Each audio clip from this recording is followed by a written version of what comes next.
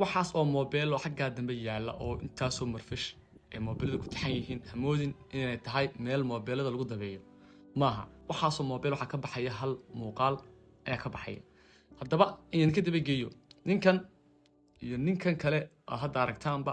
waxa weeye waa nimanka ganacsada youtube-ada kici waayay ee dadka bila talentiga ay leeyihiin bay kala kiciyaan nimankan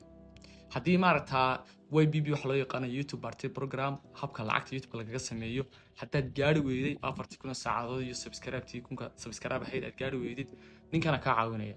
xagga luuqad u galaysaa in yar baad u diraysaa lacaga kadib waxaas oo mobile xagga dambe yaalo buu ka daariya muuqaalkaagii kaana soo subscribe garanaya haddaba saaxiibayaal habkani ma yahay hab la isku halayn karo safe ah hal mar waa safe marka subscribers aad ka helisid waa safe waa caadi laakiin habka daawashada ee 40,000 saacadood lagu daawanayo taas safe noqon mayso sababtay safe noqonayn waxa weeye intaas oo mobile xagga daba ka muuqda oo dhan hal connection bay isticmaalayaan hal internet bay isticmaalayaan halka internet intaas oo mobile markay isticmaalaan hal location ay joogaan aqliga ka shaqeysii YouTube channelku maaha dam